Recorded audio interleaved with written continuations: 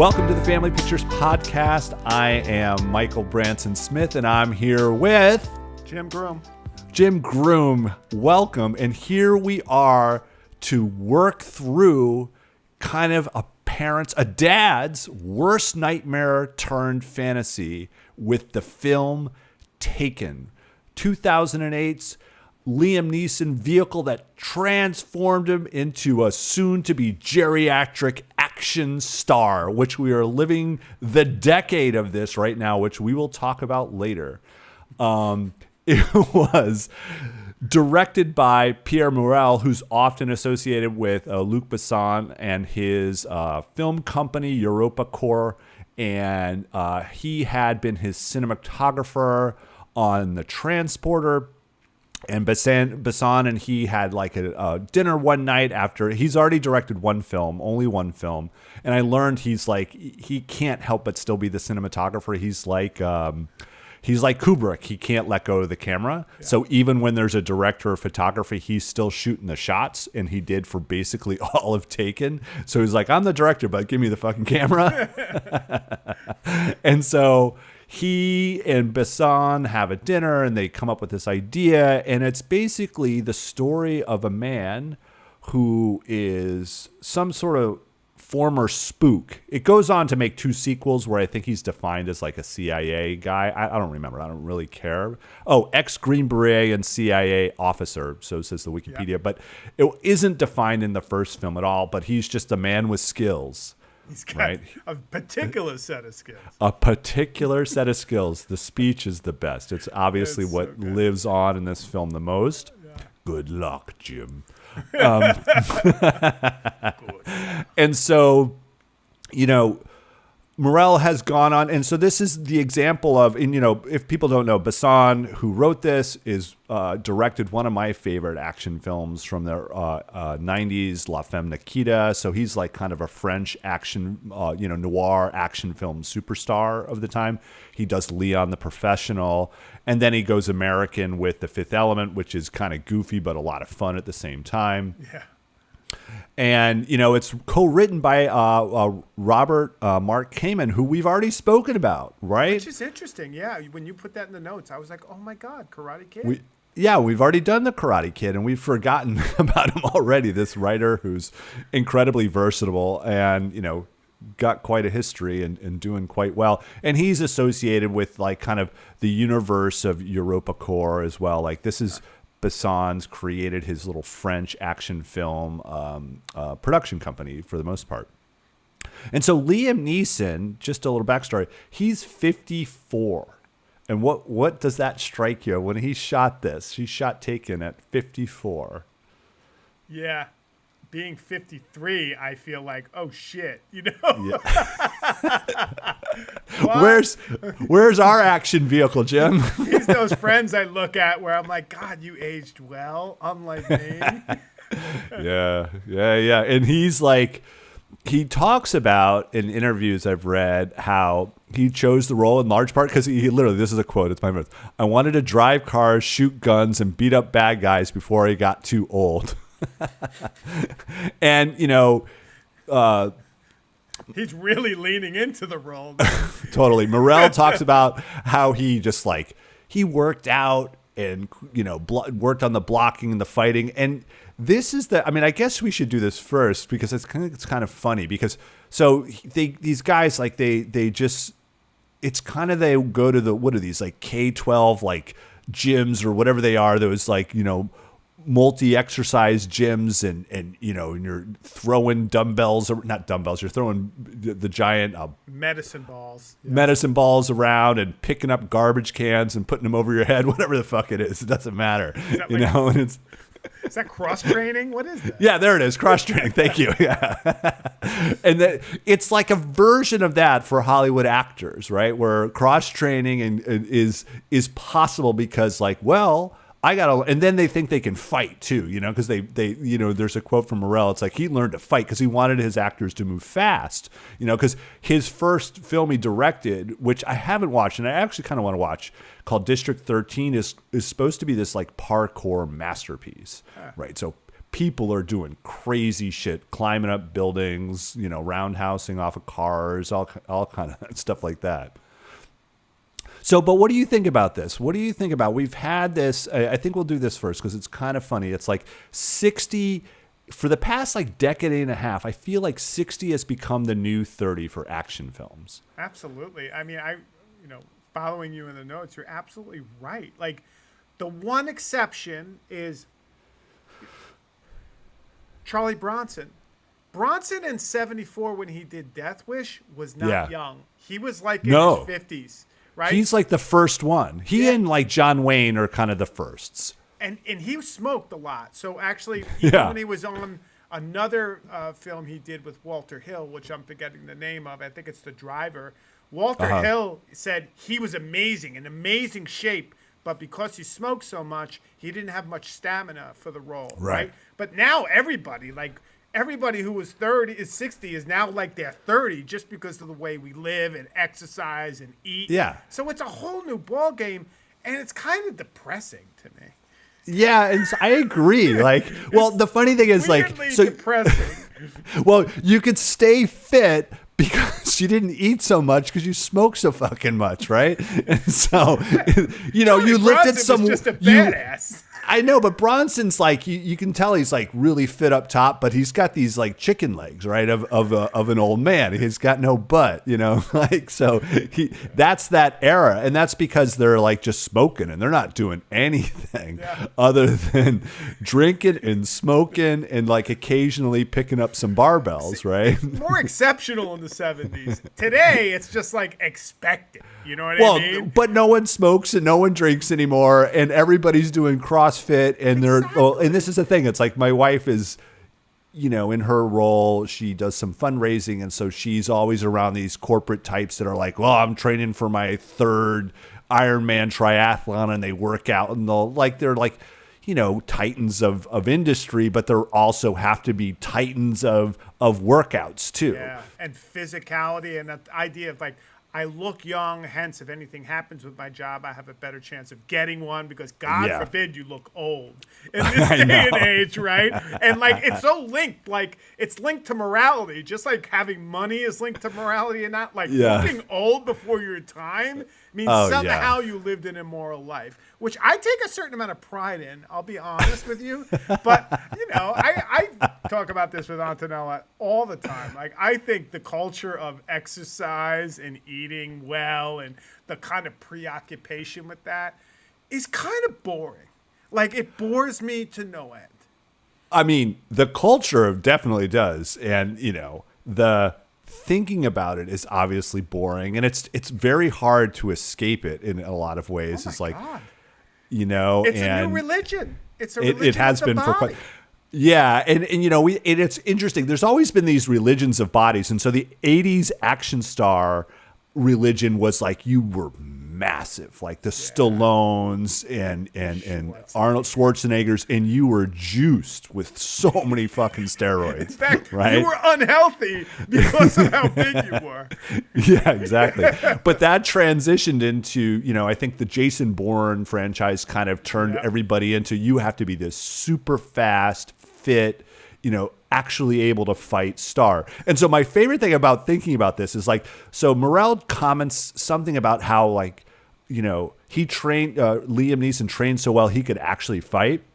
And I was like, I bet these dudes think they can, fight. And I was like, oh my God, you know what I would love if they could do? It's like, if we could bring back Celebrity Deathmatch. Remember the cartoon, the claymation? Totally. Absolutely. It's like, can we do MTV's Celebrity Deathmatch, but it's real, where there are these dudes who think they can actually fight, have to fucking fight one another. Wouldn't you love to see like Liam Neeson take on, let's talk about it a little bit, because you're Jeff right. Bridges? Like, he's got, Bridges actually was the first option for this role, and he dropped out, which is interesting to me. And then he went back, years later, now does The Old Man, which is an amazing, FX series, but it's the same kind of, and they're at least leaning into he's old.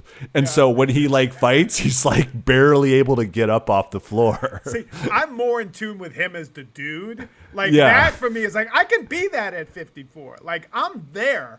but I can't be, the obviously secret agent CIA, protector. But the thing that's interesting about Liam Neeson is, Liam Neeson had an amazing career before he made a decision at 54 to become an action hero. Like, he got an Academy Award. He does all these biopics. Schindler's List. Collins, Schindler's List, Rob Roy. He was in, and I have to mention this, early on in his career, early 80s, he was in Krull, where he was kind of an action hero. Oh. Well, my first one he does. He's the Green Knight in Excalibur. Oh, that's right. He's Gawain. Like, he's the first one to sign his allegiance to King Arthur in the water. So, or maybe he's not the first, but I think that's Jean-Luc Picard. He was in Husbands what's his and name? Wives with Woody Allen, where he quotes Yeats, which is a very memorable. This Irish guy who quotes Yeats. He's like Tony Curtis's, like, emo man in Love Actually. So he's and that's what ultimately I think separates this kind of film from the modern kind of action star versus the 80s action star, where you had these, Schwarzeneggers and Stallones who, they're not really, good actors, right? But what they lean into is being emotive. And then it becomes this unintentional comedy. It's like, and so how much of like, how you doing with Stallone have we done in our lives because of like, this is all I got, Adrian, that kind of stuff. I must rock you. Like, the whole idea of like, it's great, but you're right. It was one-liner action movies, right? Commando with Schwarzenegger. I mean, that's what it was. Right. And so where Liam Neeson is someone who's truly a trained actor turned action star, and that's kind of the move now. You can't be, this muscle, which is not completely true, because there's still room for the big guy turns into comedy star, with like the John Cena's, who that's right. I fucking love John Cena and his like his turn as he's one of the Marvel characters in whatever. I'm blanking. It's okay. I'll have to look it up later. Is it but the anyway, new one that just came out. Yeah. It's he's part of the Suicide Squad, basically. That's right. Okay. Yeah. Anyway, and so they're still leaning into the big man as strong man / silly man, and they're doing it better than ever. Like, John Cena, I think kills at that, right? But ultimately, in this context, you have Liam Neeson, who, they talk about, like Morel talked about, and we're going to get to, how is this a family picture? Can I ask you something? Yeah, go ahead. How do you explain Vin Diesel then? Like, Vin Diesel almost goes back to that, because Vin Diesel, like in the Fast and Furious, like, he doesn't say anything. No. Like, he'll be like quiet for like 40 minutes, and then he'll say one thing. No, I actually love it. I've never watched a Fast and Furious movie, but I love Vin Diesel in Pitch Black. This is the I like the Boiler Room, because he actually said something. I mean, and my kids love him in Fast and Furious. Like, Vin Diesel's like a god. And no, like, I love him. I love him as the science fiction guy in the Chronicle, where he plays Riddick. Right. That's right. So there's the other one too, who's kind of grown on me ever since you told me to go watch The Beekeeper. And then Jason Statham, yeah. That guy is kind of mixed, because he's balding and he's kind of, but like he's jacked, but he's kind of mixed, because he shows his age, but then he also is out. But like The Beekeeper, Wrath of Man, which I thought was amazing. Like, I kind of dig him, and he's if you want to, amalgam. Liam Neeson goes on to do 2 more Taken films, and then he's done, I wrote down 1, 2, 3, 4, 5, like 6 other like action films at least going in today. One I recommend, I've actually watched. I haven't watched many of them. A Walk Among the Tombstones, totally watchable, hard-boiled cop who's an alcoholic who like is a fuck up, and he has to redeem himself. So it's a really, really good action flick for him. And so, he's done everything, and he's been literally, the patriarch of the Doom gang and Scorsese's. That's right. Gangs of New York. Gangs of New York, and he's like the motivating force behind the rise of Batman with Christopher Nolan. Right. He's a Jedi with George Lucas. Oh my God, you know, he's worked with everybody. Yeah, he's done it all. But now he's like just a hack of an action star, but he's really good at it. He's good at it, and he fucking kills it. Like, this series, turns into a franchise he ultimately walks away from, but it makes a shitload of money. And, like, he is good at it. Like, Antonella was criticizing him, like, I don't know. Like, I don't believe him. He's so wooden. He's not. I'm like, he's like the best action hero since like Damon did Bourne. Yeah, like, this is good. Absolutely. I completely agree. Yeah. I mean, it's, in terms of like acting chops, it's like Jason Bourne. I mean, even though the series got tired and they had to just do one more, and they tried to pass it off to Jeremy Renner, who I like, and I like that film, but Jeremy Renner can't catch a break. He and Chris Pine, neither of them can catch a break. They like try these franchises and they both get like lambasted. And I think it's a fault of like, you're not one of the chosen one. The movie stars that are allowed to keep making theater films. Of course, he's Hawkeye, which is a weak superhero. All he does, as me and my kids always comment, is shoot arrows. I mean, you don't really have any skills. Well, he had skills in his, like, he was he was part of Treadstone, man. He's got the blue pills and the red pills. That's on him. He takes both the blue pills and the red pills, right? He's got to own that. I'm sorry. Yeah. He put himself, when he decided to be Hawkeye, that's it. He set himself up for failure. Yeah, I mean, you go into the Marvel universe, if you don't have a prior, acting career, it's kind of tough to escape it. I think Chris Evans is a good example of that. That's all you'll ever be. Yeah. So anyway, so back to Liam. So Liam, like, interestingly, I mean, this is the last, like, kind of weird backstory thing I'll bring up is like, so Cold Pursuit is one of these films he does. And on the junket for this, he talks to a British reporter, I think it was like The Sun or something like that.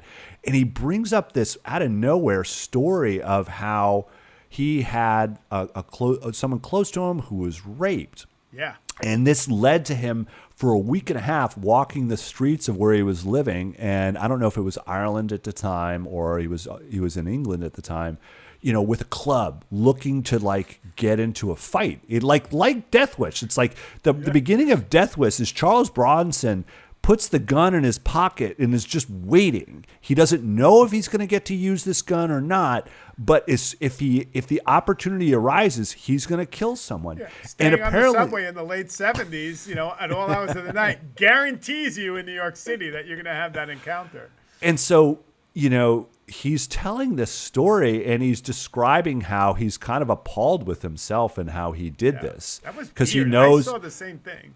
Yeah, and he recognizes there was really racist overtones built into it, and he just can't. And it's like he literally speaks of it as a regrettable moment in his life, and how it's connected. He thinks in some ways he relates it to having grown up in Northern Ireland during the Troubles. But anyway, it was like, whoa! So he had his vigilante desires of his own in his moment. Do you think that person was by any chance Albanian?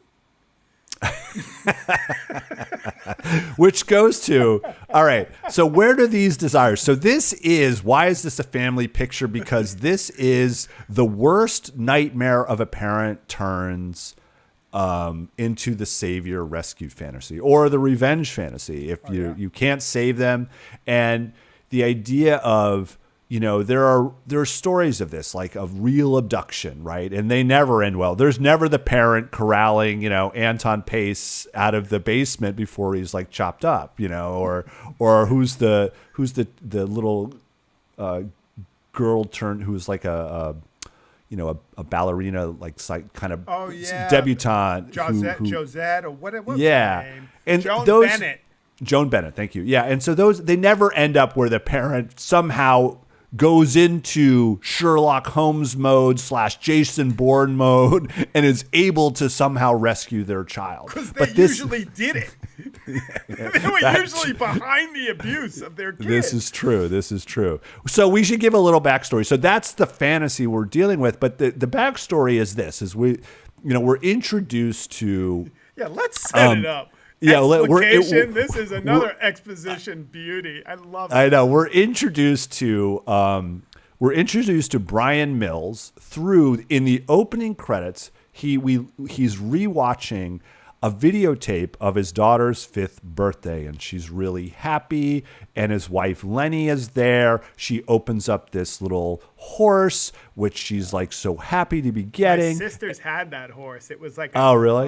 like a brown statuesque horse that would like you put figurines on. It was kind of big, like a foot long. Oh, I okay, loved seeing that. Yeah, it was realistic. It wasn't like My Little Pony horse, like it's cartoonish. It's like it looks like a real horse. It's like a figurine horse, yeah. Exactly, yeah. But it was a good size too, and she's super happy. And then he blinks out of his dream, like he must have been dreaming this, because he wakes up and he goes back to what? He's looking at his photo of his daughter, but he's also looking at the catalog or the manual to a karaoke machine. To a karaoke machine. That like whether or not, I guess the whole idea is he's deliberating about whether to buy this karaoke machine for his daughter, who it turns out wants to be a singer, which will play significant into the plot. Yeah, and so we don't know the context, but he's living alone, so we get a sense like, okay, something's up. He's obviously not married anymore, and he goes to the local. This is like this is like an LA. This is like the New York City Times Square version of the electronics store in LA, where it's like it's all just. It is not brand name stuff at all. It's just electronics. Yeah, and the guy's like, "This is what Beyonce uses," you know. And he's like naming Beyonce, and he's like, "Who's Beyonce?" Yeah, and he's fucking with him though.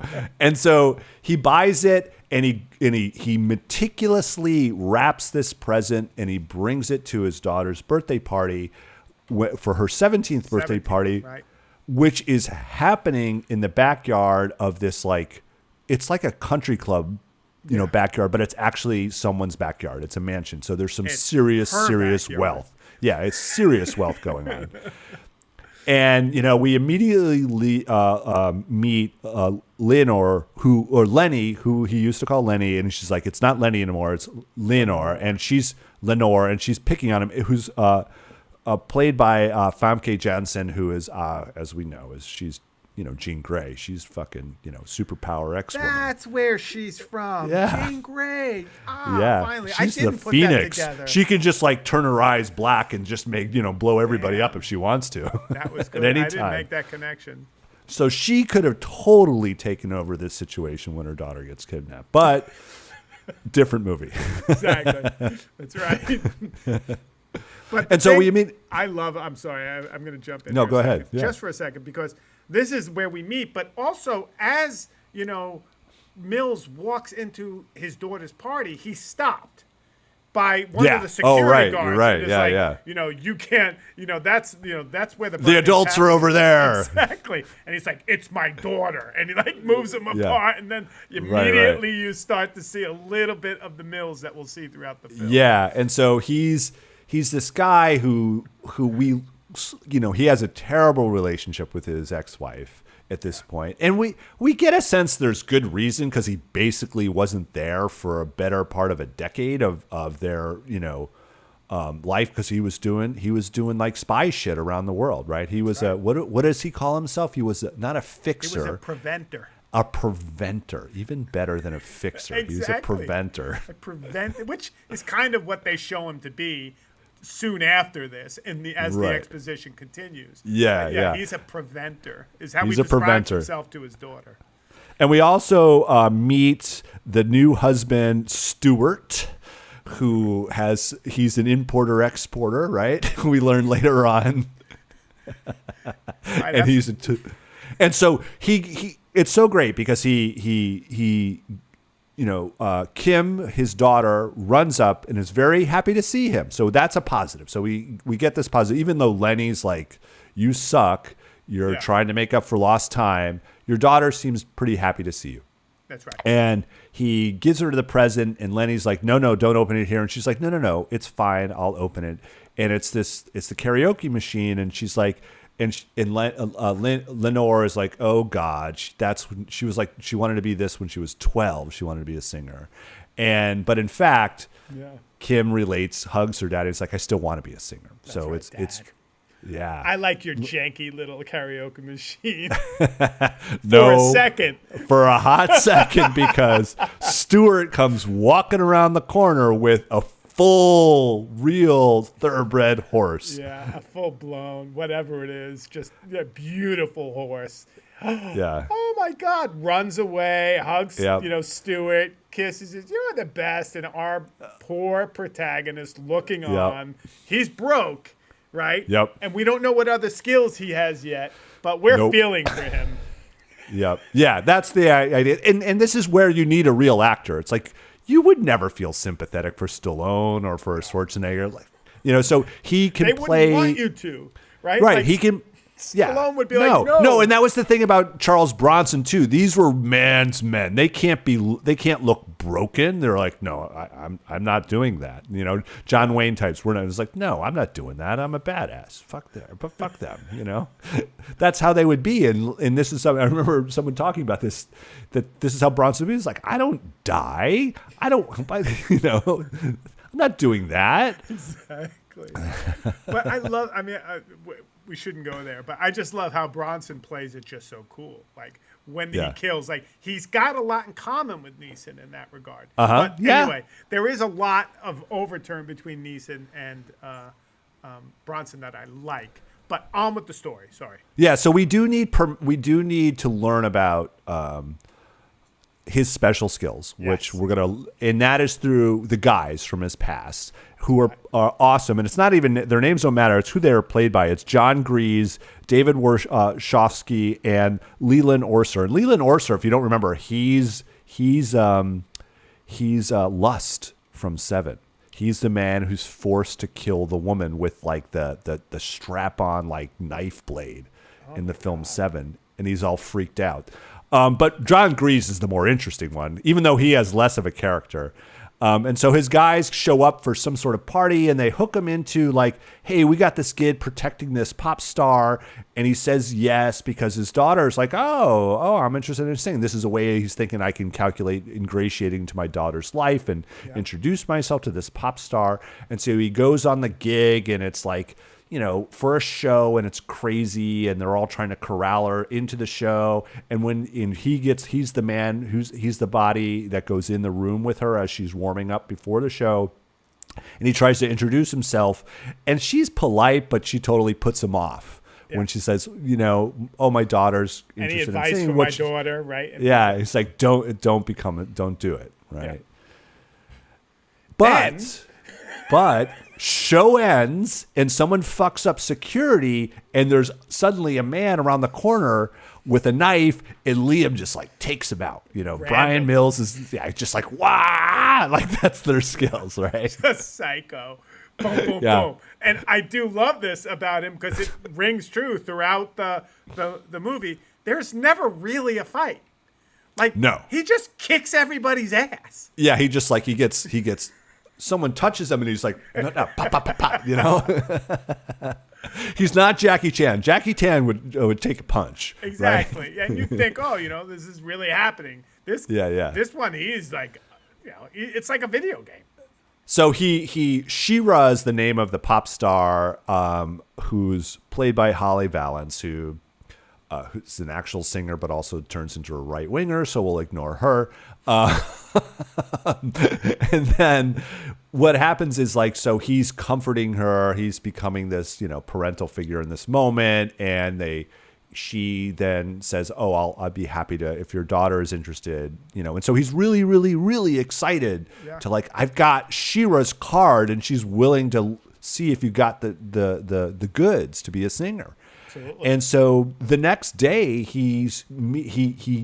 it's during the show, he gets a call from his daughter who wants to meet him for lunch. And so he's really excited to talk to her, but Lenore shows up as well.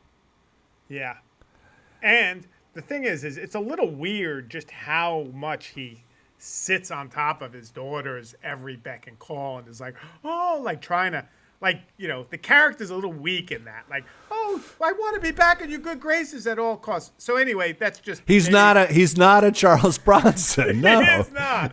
No, I mean, he's the more guys talk about than Charles Bronson ever was in terms of what he does. I know. I mean, and his guy friends are all like, you gave up your job for her. Like, at least you should be happy she's calling you. So, I mean, we know they set up that he's given up his job to be closer to his daughter and try to get back into her life.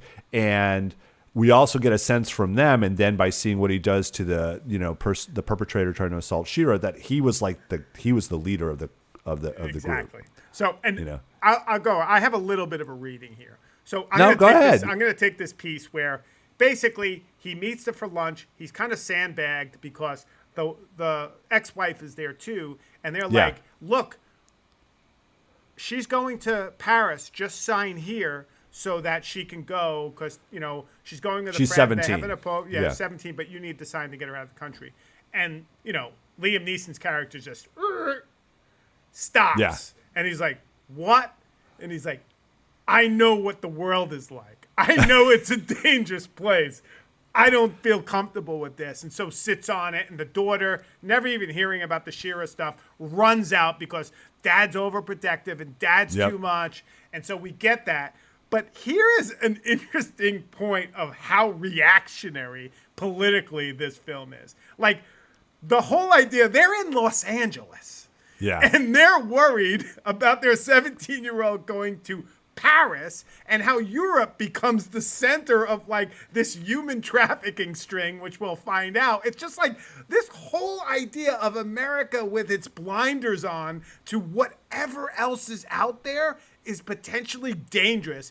And you put a freaking CIA agent in the know who knows, and ultimately his wife, who's kind of blowing him off and saying, "Come on, you're overreacting," has to actually kiss his feet in like 10 minutes because this movie moves so fast that he was right. And actually, the world is crazy. A city like Paris is no place for a young terrible. Los Angeles child. Of course, Paris is screwed up. And then the poor Albanians, but I'm getting ahead of myself. The poor Albanians. Yeah. So there are the problems with this film, and we're going to talk about why we can't help but overlook them.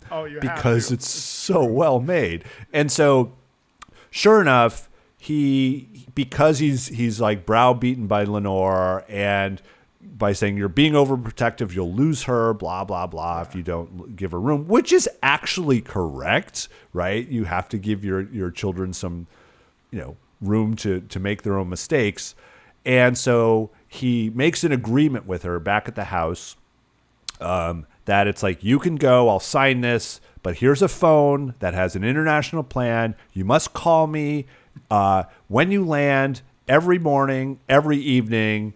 And then he immediately finds out she's been lying to him. Because he was sold on the line that he's going to be staying with her 2-year-old older friend Amanda at her cousin's place. She's super wealthy. They have this lovely house or condo in Paris, and they're just going to be hanging out and going to museums. But he finds the map of Europe and all the lines that point to all the places that U2 is going to be going. The U2 tour.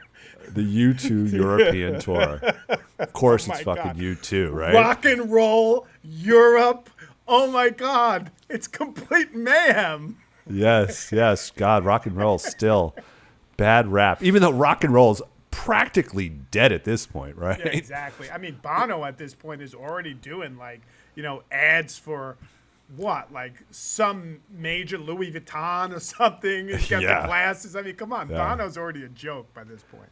Yeah, he is pretty far gone from Sunday Bloody Sunday and his Bono, bloody Bono. But Lenore still browbeats him into allowing it to happen, right? And so it's kind of like Famke Janssen's character is really getting set up hard here, right? God. Totally. Like, I mean, Daddy knows best. It has never been clearer than in this movie. No, because they get to the airport and they get to Paris, and they're immediately introduced to. They have this really handsome young man named Peter who's like, "Oh, you are here for Europe? Oh, it's like, let's share a cab. It is expensive, no? No? Exactly. It's like, is that okay? Would you like it?" And you know, Amanda's like, "Yeah, you're hot. Let's do this. Sure, come to our place. I'll let you know that my cousins aren't actually there. We're home alone. We're 18. We have the whole 5th floor. We're super wealthy. There's no one around, right? Exactly. It's all this ridiculous stuff, but it's a great setup because it happens so fast. And so, you know, the two girls we learn are, and this is actually news to Kim. She didn't know that there was going to be no kind of like adult supervision. And Amanda's like, it's fine. I'm going to sleep with him. He's so cute. Let's go to a party. And we also learn what as a result of that? Kim is a virgin. Oh, right. Yes, this is that's very important to the plot line. It becomes important to the plot, and this is part of why, you know, Liam Neeson must save his daughter, because he must save her from like sexual predation. I had no idea how valuable virgins were in Europe. Oh, Jim. I didn't think there were any virgins left in Europe. Here, I don't know. They have to import them from America. They do. Well, they import them from all over if they can. You see where I'm going with this movie? Yes. I love it too, but it's insane. Oh, it's totally insane. And so this is where, you know, they've landed and she's already broken the rule of her dad. She has not immediately called. And, you know, oh, and by the way, this is 2008. So this was filmed in like 2007 and the iPhone has not come out yet. So we are still in like the early days of, right on the cusp, because the cell phone photos, which becomes an important part of the technology, like, because they have Peter take their photo right before they get in the cab together. And, you know, it's still the old, you know, phones, you know, with the touch screens, and I'm sorry, not touch screens, with the buttons. And so this phone is an important, you know, plot device, because it's ringing and ringing, because Amanda's like cranked the music up so she doesn't hear it. And eventually she does catch it. She sees it. Kim grabs the phone, picks up the phone with her dad, and she's really apologetic and says like, and he's like, tell me the phone number there. And this is what Brian's saying. And she's like, the cousins aren't here, Dad. I didn't know. I'm so sorry. I didn't know. And he's like, what? You have no idea how bad this is going to be. But sure enough, moments later, and they do this. This is such great, like, done. The just to find this apartment. So this apartment is like has a wraparound. Yeah, it's got a courtyard in the middle, and it's the whole 5th floor, so you can go around the courtyard. Right, and so she's in a bathroom that's a wraparound on the other side of the building, and so she's able to see through and see Amanda dancing, right, as she's talking to her dad. But suddenly, 4 guys come in. Her. Kind of like in Female Trouble, bringing the daughter up the stairs. Oh, yeah, you're right. And then she's like, they grabbed her, Dad. They grabbed her. And he's like, what? What are you doing? And then this is where, like, we get that this is the great. This is like he literally turns it on. And, like, so... And so this is as on a production sign, what's really cool. So he's obviously freaking out because he knows his daughter is about to be taken. You are going to be taken. That's the best. And, I think even before the speech is. Oh yeah, it's great. And so Morel, the director, had Maggie Grace do her entire lines in L.A. where they shot, because he's in L.A. still, she's in Paris. But during the filming, Maggie Grace reads all her lines right in front of Liam Neeson, so that all the reactions are more authentic. And that's part of how it's pulled off, is like she's reading and being very emotional right there with him. And it's not something he has to do from an audio recording or a director reading the lines. And so there's that. But the important thing is he flips right into like Jason Bourne / Sherlock Holmes. He's giving instructions, right? What else is he doing? He's pulling out tech for himself so he can immediately start. He's like, he opens a briefcase. He immediately pulls out this device. He hooks it up so he can turn it into speakerphone, but also record the call at the same time. He's telling her, you're going to get taken. There's no way you're not. Yeah. And he's trying to tell her to calm down. He says, go into the bedroom, get under the bed. And he's like, now you have to stay very calm. The next 10 seconds will be the most important 10 seconds of your life. He's great. I mean, the way he goes, and you're right, the switch, and like everything's calm. And this is the guy as the dad you want to be.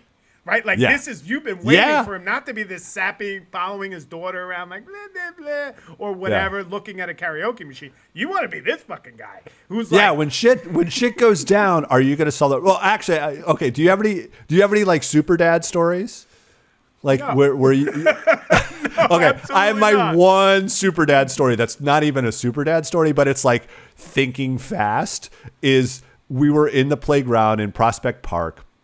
It's wintertime, so it's New York, so your parents and you still have nothing to do. So everybody still goes into the playground, even though it's like 25 degrees out. And kids are doing kids stuff, and they're going down the slide. And my son's going down the slide, about to go down the slide, and there's another mother at the base of the slide expecting her daughter to come down. And she pops up from the behind the slide and says boo, but it's Wyatt. So Wyatt literally gets scared and throws himself down the slide and smacks his head into the base of the slide. And so I go into dad mode and like, what the fuck are we doing? Because it's like you're gonna like, and I'm like, I need ice, because you need ice, because ice is the only thing that's going to prevent his head from turning into like a giant, ostrich egg. And I'm like running around, imagining, it's like, what's the closest deli? What's this? And then I'm like, it's winter. There's snow on the ground. So I grab snow. I pull my shirt off. I immediately put snow into my T-shirt, and we put it on his head. You pull your shirt off is the operative thing. It's perfect. So I'm the opposite of you, right? My kids get hurt, and I yell at them. What are you doing? What's wrong with you? My one son, when he was like 2, was running around a pizzeria in Italy, and he fucking nailed the side of a table and split his head open. It was bleeding everywhere. And I was sitting there in front of a bunch of Italians yelling at my kid, like, what's wrong with you? You split your whole head open. And everybody out to Nova too are like, what? Get out of here, Jimmy. Let's go. So you're anti-super dad. You're the one who's told to leave the scene. You're the Lenore. Oh, no. Yeah, I'm the one they send to the embassy. Shh, get out of here. That's Taken 2, by the way. That's Taken 2. Okay. I went full-blown Taken. Anyway. And so, Kim is taken. Like, there's this, it's great. It's like classic cinema where there's a moment, it's like, they left, Dad, it's gone. And then they literally like yank her by her ankles. And she yells, beard, 6 feet, tattoo right hand, moon and star. Like she takes the directions from her dad so seriously and pulls it off anything. And so there's this moment that is probably the most famous. It's the speech happens, right? So, he's still listening. He's horrified, of course. His daughter's literally screaming and yelling as she's dragged away real time. And one of the kidnappers picks up the phone and he does the speech. I mean, should we do this speech? The speech is so fucking Yeah, you got to do the speech. I did. It's like, and he does it, and we got to do it. It's, I don't know who you are. I don't know what you want. If you are looking for ransom, I can tell you I don't have money, but I do have a very particular set of skills. Skills I have acquired over a long career. Skills that have made me a nightmare for people like you. If you let my daughter go now, that'll be the end of it. I will not look for you. I will not pursue you. But if you don't, I will look for you, and I will find you, and I will kill you. Good luck. It's awesome. And then that's the movie. It's the whole movie. He just fucking kills everybody in Paris. Yep. And I keep on saying, like, don't make a mess in Paris. Like he's, setting a table or something. Or like, at a party. And this movie moves from this point on at like 180 miles an hour. It is amazing, the pace. And it like doesn't waste time. It just fucking jumps into it and doesn't let up for another, I think it's like 45 minutes, right? It is nonstop. Yeah, he immediately takes advantage, Stewart being like a billionaire, and he gets him a plane immediately to go to Paris. And he also gets one of his dudes. He gets Sam on the phone to talk about, and like they immediately know it's Marco because he sends him the recording, right? And he immediately like listens because they were speaking Albanian. He's like, they're Albanians and they're known for like, human trafficking and drugs, and they went into France. The invaders, the foreign invaders. Exactly. There was like 10 or 20 of them, and now there are hundreds, and they're like cockroaches. We can't get them out of France. Right. And so this, this is where Not Without My Daughter, kind of the othering comes into play. We're not reliving that reading right now. No. We're just going to focus on how much fucking fun this film is because it's so well made. And what is the first thing he does when he's in Paris? He kind of he goes to where the guy finds her phone, reproduces the whole scene at the apartment, but then goes to De Gaulle Airport, right? No, yeah. Well, the first thing he does, is he goes to the apartment and he like literally shimmies his way in the courtyard on a ledge to break in, and he relives the abduction, right? He relives it to because he's like a Sherlock Holmes. He can it's like if you watch the Robert Downey Jr. Sherlock Holmes, you remember how in those films the Robert Downey Jr. would envision what his opponent was going to do, and then that's what would happen. And that's kind of what he does. That they do the same thing. They do this trick where he literally can hear and see everything, and he documents it. And yes, he gets the SIM card, which is also a like the equivalent of like an SD card because it has photos on it. And he goes to this public kiosk, which is so early 2000s. There were kiosks where you could look at photos and print them, like you could print get your picture taken at a kiosk and then they would immediately print out. And so this was like Blade Runner, or like he's zooming in, where he zooms Enhanced. in on the one scene and sees Peter. Right. Oh, that was one of my favorite gifts I ever made of you, Jim Groom. That was a good one. You remember that one? That's right. The going into the image of Blade Runner. And Jim was in there instead of instead of a little piece of data about the manufacturing of this scale of a snake. That's anyway. Right. And so, the first thing he does is he sees in the photo that was taken by Peter, the person from the airport who is who caroused girls. He sees him in a reflective surface, and that's what's enhanced. So he goes to the airport and he just fucks Peter up immediately. Oh my God! There are many great scenes. This is maybe my favorite though, because not only does he get him in the cab, kind of he's about to kind of basically apprehend this. I think it's a Northern European Scandinavian woman. He gets in the cab instead of the woman. He freaking is kidney punching him, rabbit punching him so hard, trying to find out where it is. The other thing, I think someone comes and he has a handler. That's right. He gets out. Peter starts running. He gets the car, goes after him. Peter, knowing that this guy's for real, makes a decision and jumps off of a bridge onto a tractor trailer. And you're like, you know what?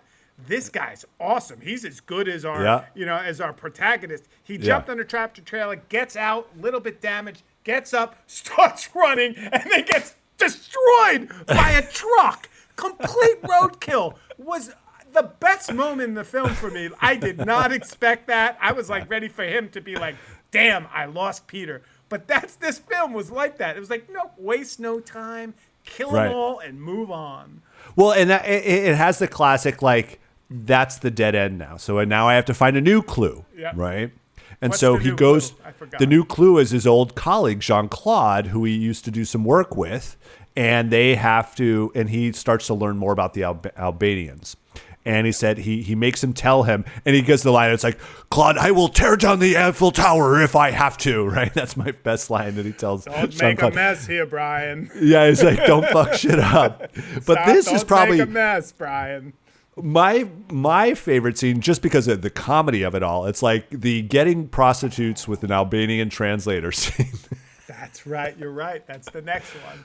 So he finds, I mean, none of this has to do with family pictures at this point, but we can't help but go through all these action scenes because they're so great. It's because this is not even an action scene. So he basically, he needs to, and he needs to develop a new pathway to finding Kim. And so he learns from Jean-Claude that they operate they operate in a part of Paris where there's, sex workers on the street. And so he pretends like he's trying to proposition a sex worker, and he does this thing like he did with the karaoke machine where he's like trying to ask all these questions of the seller, like, so what's this cost and what's that? And she's getting pissed and pissed and pissed. And he knows this is going to lead to her handler being pissed off. And so he intentionally gets himself accosted so he can place, like, as he's pushed against the wall, he places a little like wireless device, right? Yeah, no, it's a wireless like transmitter, like microphone and transmitter, like classic spook shit. You're like, it's like a boop, it like has a little mic sound as it happens. And he jumps back in the car, and we forget to mention that when he drives up to this area of Paris, he's met it with a translator. Right. At first, I thought he was going to be a teacher. I was remembering he was like an English teacher to Albanians.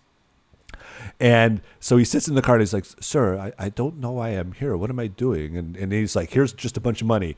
And so they get in the car and he's like, translate. And they're like, it would help if I know what this is about. And basically, he learns more information about, they're at a construction site. And somehow this leads to him going to the construction site, which is this is the other big set piece.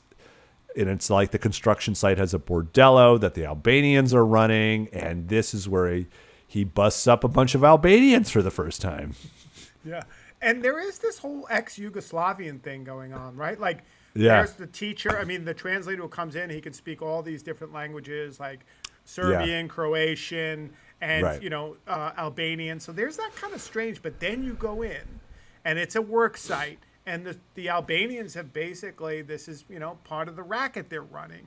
And like they're all always sitting around playing cards or drinking or watching football while playing dominoes while the bad stuff is happening. And basically they set up a brothel in the middle of a work site, right? Yeah. It's basically a bunch of, I don't know what you'd call them, like. And this is like a massive work site. It's like an acres of mud and dirt and construction equipment, heavy equipment, like big trucks and stuff like that, which leads to basically, so he goes in pretending like he's going to get some, and he gets his little ticket and he pays his money, and he sees how this thing operates, and he's like searching through just to look for his daughter. Literally, he's looking. It's like, is she going to be one of these girls that are stuck in this space? But she's not there, but he sees her jacket. Like this other woman has her jacket, and she's like high on heroin and just like basically, being abused. And so she's in his mind, his next clue. So he rescues her, but then all the pimps are like, what are you doing? And he starts boom, boom, boom, and starts knocking them all down, and it just gets nuts.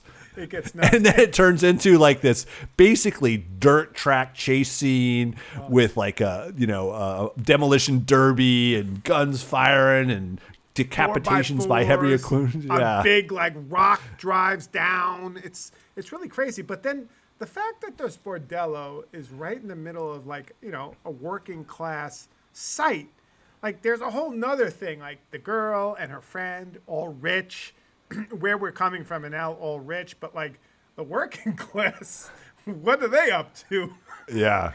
They're just up to no good. They're up to no good. They just are not good standing men who would have families. None of them are. They are just foreign invaders that are just there to have sex and make money. Yeah, it is rough. But it's a good car scene. It's a good car chase, right? Yep. And he obviously can handle a car. We learned that. Yep.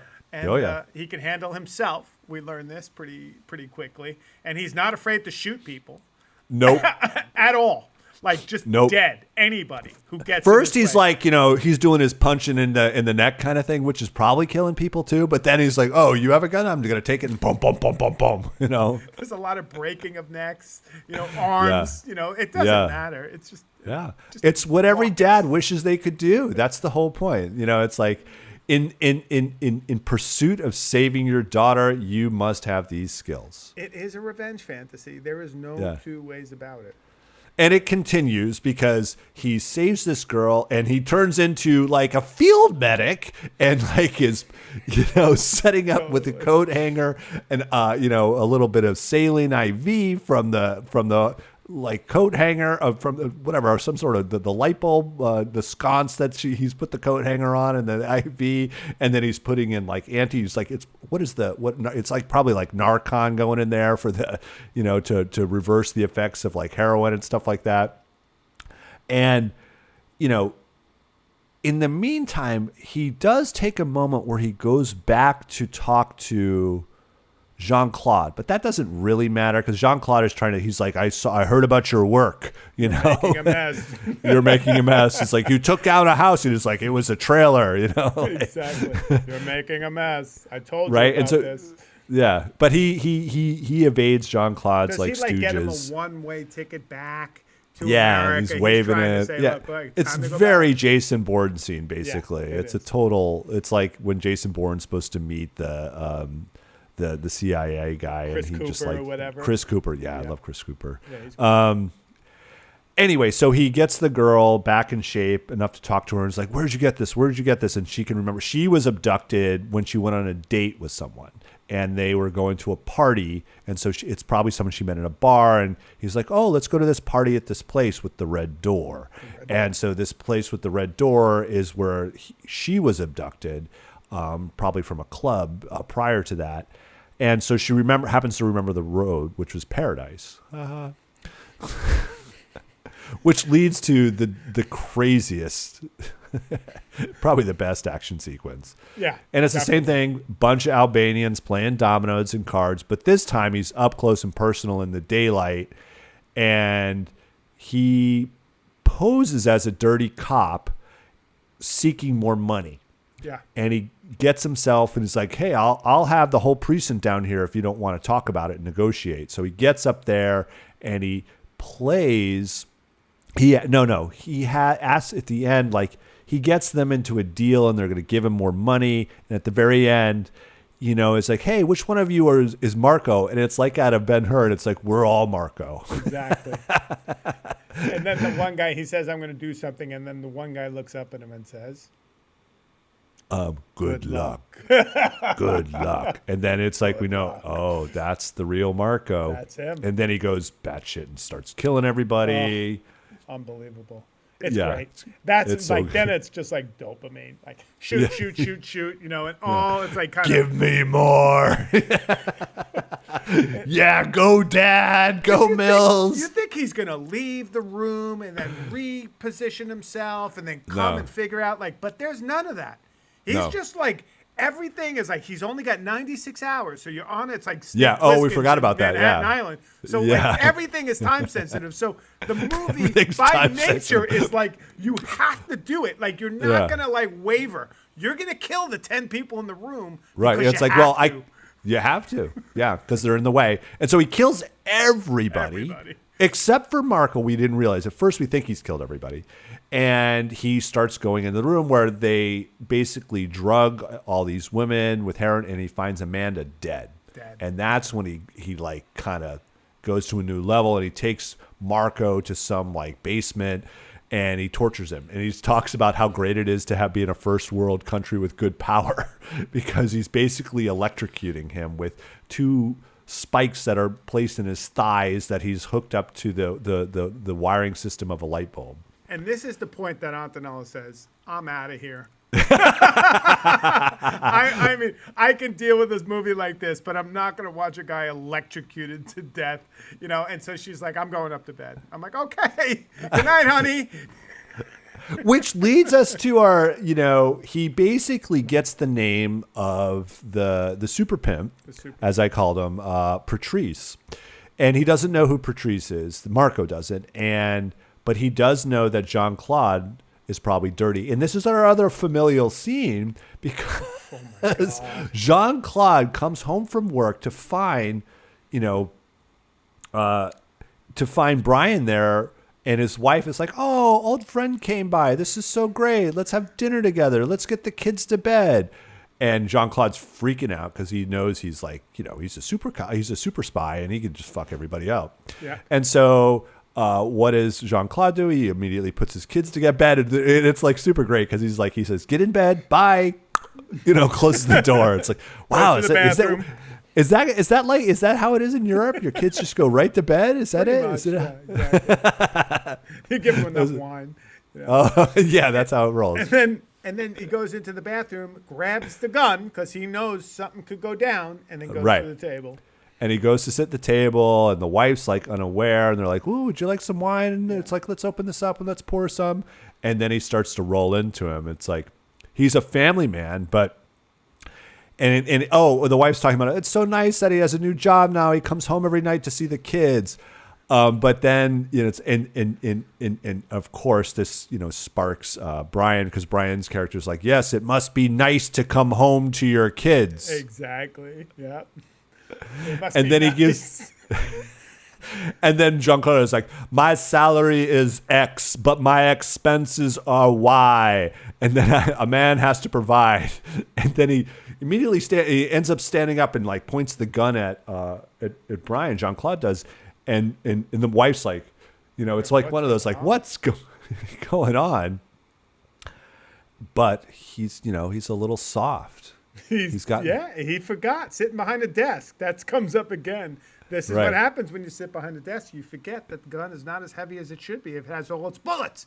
And then he dumps the bullets on the table, right? And then he pulls out his gun and he says, "I need to know who this man is." Like, "I can't do this. I can't do this." And then he shoots his wife in the arm. And we get the classic, "It's just a flesh wound." I'm glad Antonella left before this. I was like, what? Like, that was the one scene was with Peter getting run over by the truck. Was like, what? This was like, what? This is another great what moment. Everything else, you knew the Albanians had it coming. Right. But at the point you turn your gun on your French friend's wife, you mean business. And you just pop her right in the arm. Oh, my God. And this is leading to the end, basically, because he makes him look up who Patrice is. And so he goes to the house of Super Pimp Patrice, which is like this mansion, but he's got this basement peep show auction room that has champagne and Barca loungers and a bunch of buyers and a really killer PA system. Who are the buyers? And the buyers, of course, are not without my daughter. I'm gonna get your daughter. I'm gonna buy your daughter, and she better be a virgin. Right. Well, that is the final sale of the evening. We saved it for the end. Untouched merchandise. Jesus. Yeah, it's so fucked up. It's crazy. Like, the whole idea is crazy. And then obviously, on top of the Albanians, you have now the whole kind of Middle Eastern world doing the bidding, right? Right. And that's our kind of final, like, we kill off the super pimp after all this, even though he's kind of relatable. He's a father. He's a father himself. He has two sons and a daughter. Because you're jumping ahead, because Brian basically forces the Middle Eastern guy to buy his daughter. We finally see Kim. She's in the peep show, and she's the final offering, and he makes her buy her for $500,000. All right. So he's like, "Let's go get her." And he gets knocked out, and they bring him. This is the classic, like, the superhero can't die. Like, this is like Rambo 2, like when he's going to supposedly, like when the bad guys walk away and they say kill him, he's going to get away. Right. Yeah, exactly. Do it quietly. And then he gets away. Right. He doesn't quite get off of Murdoch. I'm coming for you, but he does get Patrice. Like, Patrice is the Murdoch in this situation, but we don't have enough time to go all the way back and rescue everybody and then blah, blah, blah. So he gets his Patrice. Yeah, Patrice gets shot in the elevator, and he says, there's a boat. I'm dead. And the Quay. The K. I don't know how they Which pronounce leads it. to another Jason Bourne scene where he's driving against traffic along the Seine to chase this boat down. And he gets on the boat by just jumping on it, of course, and taking someone out as he jumps on it. And he just proceeds to throw people off the boat or just shoot them. He does have a little bit of a limp after this. Yeah, but then it's immediately forgotten. It's like... You're like, oh, he can get hurt. Yeah. But then he's not, He does get stabbed and we have the Saudi guy's handler. Yeah, the one guy who can fight. One guy who can fight. And the Albanians, none of them can fight. No. And this guy, you were like, oh, he's probably, special forces, former military, who's now protecting a Shah or a Sikh, whatever. Not a Shah, that's Iran. A Sheikh. Who brought many women. Many women, yeah. And they're all corralled in. And they're all bringing them to him, and he's kind of this fat guy on his bed, laying out, ready for it. Oh my God. It's so bad. It's so bad. Oh my God. And then he finally gets them. He mows through everybody. And meanwhile, someone's still driving the boat. That's my brain. It's like, who's still driving the fucking boat, man? I'll tell you where my brain comes in when we get to the end. But yeah. And so the Sheik has, at the very end, because he knows all his guys are dead, he has Kim. And so for the second time, basically, since she's been abducted, we see Kim again. And he's got a knife to her throat. And he's staring at Liam. Liam's got his gun pointed at his head, and he's going. And first, he's like looking at him. The Sheik's looking at him, and he's like, "We can," like he's going to say, "We can negotiate." And he said, "We can pop," and he's like, "He's dead." You knew that was coming. No surprise there. That movie had forecast that moment from minute 30. But it's interesting. So he makes a mess in Paris, right? He basically shoots the head of security, Homeland Security Police in Paris, and shoots his wife. The next shot shoots his wife. Yeah. And somehow the next shot, he's coming into L.A. with his daughter untouched. Right. That's where I was like, really? The Parisian police didn't just basically kill this guy? Well, the funny thing is, my only rationale for that is he did have Stewart's plane, and the plane was probably still there, and he just gets right back on it and shuttles right out of there because he's got VIP access to, to this plane. Another example where it's Europe, they don't really, there's no real, control or security. Don't send your 17-year-old there. He can just walk out of Paris after shooting the chief of police. And so, and the other thing is unlike Death Wish, where basically Charles, not Bronson, Branson. Yeah, Bronson's daughter is institutionalized from the trauma of being attacked, right? That movie is just a different level of insanity when it comes to the attacks. Right, but no. Kim is totally fine, running into her mom's arms. And Aunt Danella was saying the whole time is this guy is like a fucking cold-blooded killer. Because we watched Taken 2. And so Taken 2 picks up where Taken 1 left off. Now he's getting back. The wife is kind of, warming back up to him because her and Stewart are divorced. And the daughter's there. And Aunt Danella's like, what? This guy killed 50 people. Yeah. Cold-blooded. And they're acting like it's what we want in a man, Jim. It's what we want in a man. I don't think that's Aunt Danella's take on it. I'm kind of glad. But she was like, what the hell? And so this is ultimately we've learned. If you leave your daughter when she's very young, you fuck up your marriage, go get the Fargo script right. Have your daughter abducted, get her saved, and kill a bunch of people, and then everything's good. And you even get to show her the way to her future by introducing her to a pop star. And she'll be totally fine.